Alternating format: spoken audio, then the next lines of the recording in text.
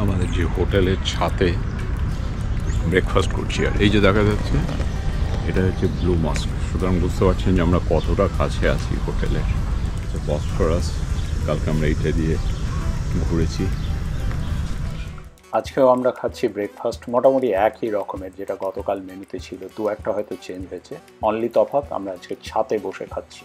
আজকে আমরা একটু তাড়াতাড়ি বেরিয়ে পড়েছি, 8টা থেকে ব্রেকফাস্ট সার্ভ করা হয়, তো 8টা দিয়ে আমরা এসেছি, কারণ আমাদেরকে যেতে হবে ওই আয়া সোফিয়া দেখতে। সেই জন্য লাইনটা যাতে বড় না হয়ে যায়, সেই জন্য তাড়াতাড়ি খেয়ে নিয়ে ওখানে চলে যাব, এটাই হচ্ছে প্ল্যান। শুরু করা যাক আজকের পর্ব। আমরা বেরিয়ে পড়ছি হোটেল থেকে রাস্তায়। প্রবাসী টিকির আরও একটা পর্বে স্বাগত।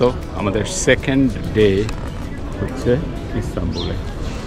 তো বেরিয়েছি আমরা আজকে আবার সারাদিনের জন্য। অনেক কিছু প্ল্যানে আছে, কিন্তু বেসড অন সিচুয়েশন আমরা ডিসাইড করব কোনটা কোনটা দেখা যাবে বা যাবে না, বাট ইভেনচুয়ালি সবগুলোই দেখব। তো সেই চলেছি আমরা এখন সুলতান আহমেদ স্কোয়ার দিয়ে। চেষ্টা করছি আজকে আয়া সোফিয়াতে ঢুকতে। গতকালকেও একটা অ্যাটেম্প্ট নিয়েছিলাম, কিন্তু এত লম্বা লাইন ছিল যে আমরা প্ল্যান করলাম যে আজকেই যাব। তো আমরা চলেছি এখন আয়া সোফিয়ার পথে। যদি লাইন কম থাকে তাহলে ঢুকবো, আর না হলে আবার বিকেলের দিকে একবার ট্রাই করবো। সঙ্গে থাকবেন, আশা করছি আজকের পর্ব আপনাদের ভালো লাগবে। আর এই টার্কি সিরিজ যদি আপনাদের ভালো লেগে থাকে তাহলে একটা লাইক, শেয়ার এবং সাবস্ক্রাইব করবেন। ধন্যবাদ, থ্যাংক ইউ সঙ্গে থাকার জন্য। তো আজকে আমরা 9টার আগে চলে এসেছিলাম, তারপরেও কিন্তু বিশাল লম্বা লাইন ছিল, কিন্তু ফাইনালি আমরা টিকিট কেটেছি। প্রায় 1 ঘন্টার মতো লাইনে দাঁড়াতে হয়েছিল। বাই দ্য ওয়ে, এই আয়া সোফিয়া হচ্ছে টার্কির সব থেকে ভিজিটেড প্লেস। মানে বছরে প্রায় 3,70,00,000 লোক এই আয়া সোফিয়া দেখতে আসে সারা পৃথিবী থেকে। এখন তো আমাদের টিকিট কাটা হয়ে গেছে এবং আঁখি দাঁড়িয়ে আছে লাইন দিয়ে, যেটা ঢোকার লাইন, সেটার জন্য। আর আমি আপনাদের সঙ্গে শেয়ার করছি এই লাইনটা কত বড়, তাহলে আন্দাজ করতে পারবেন যে কীরকম ভিড় হয়। আমার মনে হয় ইস্তাম্বুল ট্যুরিজম ডিপার্টমেন্টের এই ব্যাপারটাকে একটু দেখা উচিত। আমি জানি না কেন অনলাইনে লোকে টিকিট কাটতে পারে না, এত বিশৃঙ্খলায় বা কেন। এখানে ব্রোকাররা, দালালরা সব ঘোরাঘুরি করছে। ওরা বলছে যদি ট্যুর গাইড নেন তাহলে লাইনে দাঁড়াতে হবে না, আমরা ট্যুর গাইডের সঙ্গে আপনাদেরকে অ্যাড করে দেবো, এবং প্রত্যেকটা টিকিটের সঙ্গে আরও 20 ইউরো করে অ্যাড করবে। তার মানে 26 ইউরোর টিকিটটা হয়ে যাবে 46 euro. I don't know whether it's a worth it or not, but লাইনটা দেখুন। এই বাঁ দিকের লাইনটা হচ্ছে যে টিকিট কাটার লাইন, আর ডান দিকেরটা সেটা হচ্ছে যে ভিতরে ঢোকার লাইন। তো যদি দুজন না থাকে, তার মানে একজন টিকিট কাটবে আর একজন যদি ভেতরে ঢোকার লাইনে না দাঁড়ায়, তাহলে কিন্তু 3 থেকে 3.5 ঘন্টা লেগে যাবে টিকিট কাটার পর যদি গিয়ে সবার পিছনে ঢোকার লাইনে দাঁড়াতে হয়। This is not fair actually, they should do something. তো আমি লাইনের শেষ পর্যন্ত গিয়েছিলাম, সময় লেগেছিল প্রায় 3.5 মিনিট। উত্তম কুমারের সেই এই পথ যদি না শেষ হয় মনে পড়ছে নিশ্চয়ই। লম্বা লাইন দেখে এখানে ফেরিওয়ালাও বসে গেছে। সে এখানে রোস্টেড ওয়ালনাট বিক্রি করছে। খেতে কিন্তু ভালো, আমরা খেয়েছিলাম একবার।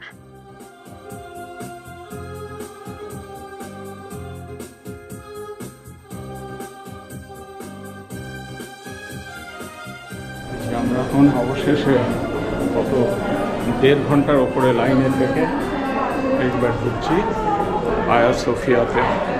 তো এই আয়া সোফিয়ার ভিতরে ঢুকতে ঢুকতে এর ইতিহাসটা সম্বন্ধে একটু জেনে নেওয়া যাক।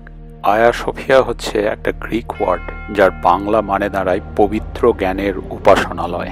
360 খ্রিস্টাব্দে প্রথম বাইজেন্টাইন রাজা বা দ্বিতীয় রোমান সম্রাট কনস্ট্যান্টাইন এই চার্চ বা গির্জাটা তৈরি করেন। তার পরের দিকে 404 খ্রিস্টাব্দে এটা আগুন লেগে পুড়ে যায়। শোনা যায় তখন প্রজা বিদ্রোহের জন্য নাকি প্রজারা আগুন লাগিয়ে দিয়েছিল। পরের দিকে আবার 415 খ্রিস্টাব্দে আর একজন রোমান সম্রাট দ্বিতীয় থিওডাস আবার এই চার্চটাকে পুনর্নির্মাণ করেন। পুনর্নির্মাণের সময়ও এই গির্জাটা তৈরি করা হয়েছিল কিন্তু পুরো কাঠ দিয়ে। কিন্তু 532 খ্রিস্টাব্দে আবারও প্রজা বিদ্রোহ কিংবা পারিবারিক ঝগড়ার জন্য চার্চে আগুন লাগিয়ে দেওয়া হয় এবং তখন কিন্তু পুরো স্ট্রাকচারটা একদম ধূলিসাৎ হয়ে যায়। ফাইনালি 537 খ্রিস্টাব্দে নানান পরিবর্তন এবং বিবর্তনের পরে নতুন করে চার্চটা তৈরি করেন জাস্টিনিয়ান দ্য ফার্স্ট, এবং সেইটাই হচ্ছে চার্চের মেন স্ট্রাকচার। পরের দিকে 1453 খ্রিস্টাব্দে মোহাম্মদ আহমেদ যখন রোমান এম্পায়ারদেরকে হারিয়ে এই কনস্টান্টিনোপল বা ইস্তাম্বুল দখল করেন, তখন তিনি এই চার্চটিকে মসজিদে রূপান্তরিত করেন। সেই সময়ে কিছু পরিবর্তন করা হয়েছিল চার্চের স্ট্রাকচারে, যেমন এই মিনারেটগুলো অ্যাড করা হয়, আর মক্কার দিকে মুখ করে যাতে নামাজ পড়া যায় তারও কিছু ব্যবস্থা করা হয়েছিল। বেশিরভাগ খ্রিস্টান দেবতাদের ছবি মুছে দেওয়া হয়েছে, কিন্তু কিছু কিছু দেবতার ছবি এখানে আছে। এখানে পপুলার বিশ্বাস যে এইসব খ্রিস্টান দেবতারাই এই ডোমটাকে এবং স্ট্রাকচারটাকে রক্ষা করছে। গম্বুজটি মাটি থেকে 161 ফুট উপরে এবং চওড়াতে প্রায় 100 ফিট। তবে অটোম্যানরা কিন্তু চার্চের অস্তিত্ব পুরোপুরি বিলুপ্ত করে দেননি। এই চার্চের ভিতরেই কিছু স্পট ছিল যেখানে তারা যুদ্ধ প্র্যাকটিস করতে, এবং তাদের ধারণা ছিল এখানে যুদ্ধ প্র্যাকটিস করলে তাদেরকে কেউ হারাতে পারবে না। তারও আগে রোমান সাম্রাজ্যের সময় প্রত্যেক রোমান সম্রাট অ্যাকচুয়ালি এই স্পটেই বা এই শক্তি বলয়েই কিন্তু মুকুট ধারণ করতেন। তারপরে প্রায় 500 বছর এটা মসজিদ ছিল, কিন্তু পরের দিকে 1934 সালে আধুনিক টার্কির জনক, যার নাম মুস্তাফা কামাল পাশা, এই মসজিদটিকে তখন তিনি মিউজিয়ামে রূপান্তরিত করেন সেকুলারিটি বজায় রাখার জন্য কান্ট্রির। তারপরে প্রায় 85 বছর এটা মিউজিয়াম হিসেবেই ছিল, কিন্তু 2020 সালের বোধহয় জুলাই মাসে আবার টার্কিজ কাউন্সিল অফ স্টেট আয়া সোফিয়াকে মসজিদ হিসাবে ঘোষণা করে। সেই জন্য পরের দিকে আবার এটাকে মসজিদ হিসাবে ফেরত নিয়ে আসা হয়। তো এই হলো এই আয়া সোফিয়ার ইতিহাস। এরকম মন্দির, মসজিদ, গির্জা দখলের ইতিহাস সারা পৃথিবীতে ছড়িয়ে আছে, সুতরাং এটা নতুন কিছু নয়। তো আমরা এখন আছি এই আয়া সোফিয়ার সেকেন্ড ফ্লোরে। অ্যাকচুয়ালি এখন আর ফার্স্ট ফ্লোরে কাউকে যেতে দেওয়া হয় না, কারণ সেখানে নামাজ হয়। হ্যাঁ, অবশ্যই যদি কেউ প্রেয়ার করতে চায় তারা যেতে পারে ওই ফ্লোরে, ওখানে নামাজ পড়া অ্যালাউড। তো আমরা উপর থেকে যতটা পারছি আপনাদেরকে দেখাচ্ছি। এই সব মোজাইকগুলো কিন্তু সেই 537 খ্রিস্টাব্দেরই তৈরি। এখনও দেখুন না কি অপূর্ব, মানে দেখে বোঝার উপায় নেই যেটা 1500 বছর বয়স হয়ে গেছে এগুলোর। এই যে দোতলা থেকে যেটা আমরা দেখতে পাচ্ছি নিচে ফার্স্ট ফ্লোরে, এটাই হচ্ছে মসজিদের চত্বর। এখানেই নামাজ পড়া হয়। যে সবুজ কার্পেট পাতা আছে এখানেই। এই যে আপনারা মাঝে মাঝে দু একটা কর্নারে অ্যারাবিক ইনস্ক্রিপশনগুলো দেখছেন, অ্যাকচুয়ালি এই জায়গাগুলোতে চার্চের কিছু চিহ্ন ছিল, সেগুলোর বেশিরভাগই এখন ঢেকে দেওয়া হয়েছে।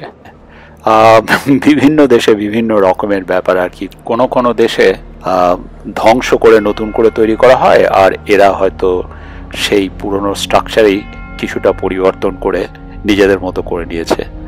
It's same all over the world. যারা ক্ষমতায় থাকে they can do whatever they want for some time. এখন যেহেতু এটার মিউজিয়াম নেই, এটা মসজিদ, সেই জন্য মসজিদের কিছু নিয়ম কানুন আছে, যেমন মাথাটা, হেডটাকে কভার করে থাকতে হবে, সবাই আর কি হেড কভার করে আছে। আর যে এই ছবিটি দেখছেন, এতে বোঝানো হয়েছে যে দুজন রোমান সম্রাট আয়া সোফিয়াকে মাদার মেরির হাতে সঁপে দিচ্ছেন। সেই জন্য যখন নাকি সুলতান আহমেদ এই আয়া সোফিয়া দখল করে নেয় বা ইস্তাম্বুল দখল করে নেয়, তখন দেখা যায় বিনা মেঘে আয়া সোফিয়ার উপরে বজ্রপাত হচ্ছে এবং মাদার মেরি অ্যাকচুয়ালি ওই আয়া সোফিয়া ছেড়ে বেরিয়ে যাচ্ছে। এটা নেটফ্লিক্সের রাইজ অফ দ্য অটোম্যানে খুব ভালোভাবে দেখানো হয়েছে, সময় পেলে দেখে নেবেন। It's all myth. যদিও একটু আগে বলছিলাম যে গির্জার সমস্ত চিহ্ন মোটামুটি মুছে দেওয়ার চেষ্টা করা হয়েছে, তবুও আমি জানি না, রামকৃষ্ণদেব এক জায়গায় বলেছিলেন যে মৃগনাভির গন্ধ কি কখনো লুকানো যায় গো, অনেকটা সেই রকম। এখানে দেখুন না, এই দেওয়ালে যিশু, মেরি এবং তাদের একটা ছোট্ট ছবি দেওয়া আছে, সেটাকে মনে হচ্ছে একটা পেইন্ট ওভার করার চেষ্টা করা হয়েছিল, বাট ইভেনচুয়ালি এটা থামিয়ে দেওয়া হয়েছে। আই হোপ গির্জার অন্যান্য যে সিম্বলগুলো আছে সেগুলোকে একটা সময় ওপেন করে দেওয়া হবে ভবিষ্যতে। তো আমরা এই আয়া সোফিয়ার ভিতরে প্রায় 45 মিনিট মতো ছিলাম। এখন আমাদের বাড়ি ফিরে যাওয়ার পালা। বাড়ি ঠিক বলবো না, অন্য ডেস্টিনেশনে চলে যাওয়ার পালা। সেগুলো দেখাচ্ছি আস্তে আস্তে। এখন বেরিয়ে যাচ্ছি সেই বিখ্যাত আয়া সোফিয়া থেকে। হাগিয়া সোফিয়া আমাকে বলে।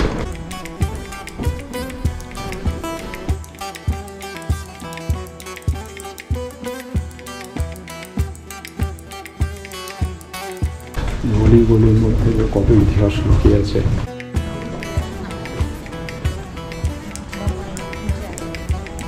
এই যে সবাই দেখে বেরোচ্ছে।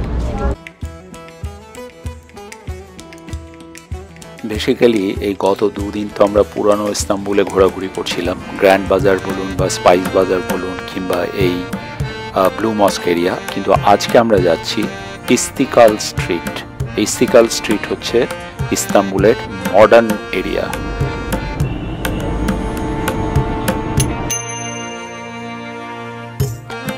এই ইস্তিকাল স্ট্রিটেই আছে ইস্তাম্বুলের বিখ্যাত টাকসিম স্কোয়ার।